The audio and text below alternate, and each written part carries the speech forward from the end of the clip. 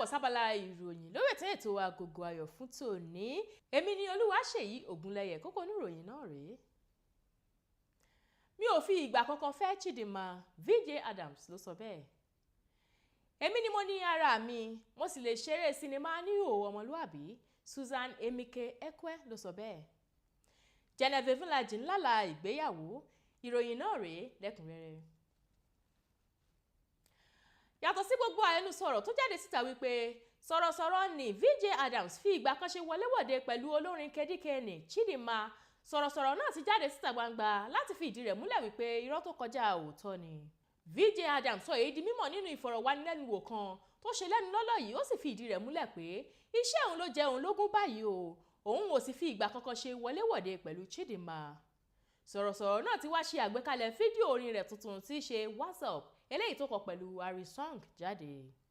Ohun ọwọ́ mi ò tó, màá fi gọ̀ǹgọ̀ fà á ló dífá fún àwọn òṣèrébìnrin kéékèèké àtàwọn tó ṣẹ̀ṣẹ̀ fẹ́ darapọ̀ mọ́ iléeṣẹ́ Nollywood lórílẹ̀‐èdè Nàìjíríà tí wọ́n ń hu ìwà ìbàjẹ́ láti lè ní òkìkí àti láti lè gòkè àgbà níléeṣẹ́ náà.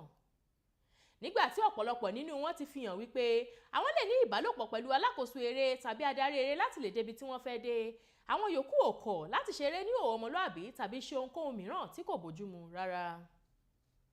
Ọ̀kan lára wọn ni òṣèrébìnrin àti olórin kan Susan Emike Ekwe tó fi ìdí rẹ̀ múlẹ̀ wípé òun ò kọ̀ kóun ó ṣeré sinimá ní ìhòòhò ọmọlúàbí kóun bá lè dé ibi tóun lọ. Nínú ọ̀rọ̀ rẹ̀ pẹ̀lú àwọn oníròyìn, ó ní òun ò rí ohun tó burú nínú ẹ̀ rárá nítorí wípé òun ló ní ara òun.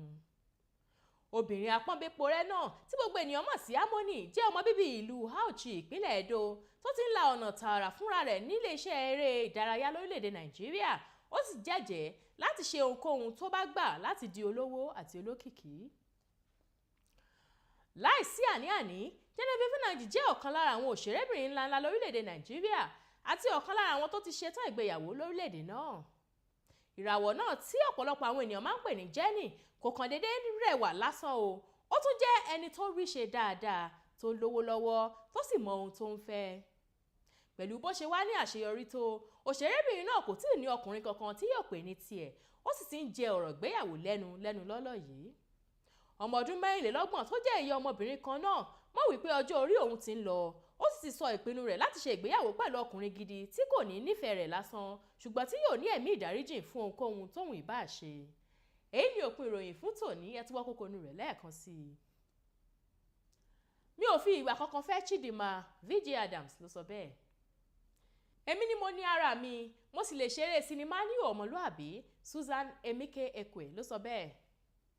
Genevieve Nnaji ń lálàá ìgbéyàwó. Àwa jù bẹ́ẹ̀ lọ lórí abala ìròyìn lórí ètò Agogo Ayọ̀ fún tòní. Ètò ṣì ń tẹ̀síwájú, ẹ má bá wa kálọ.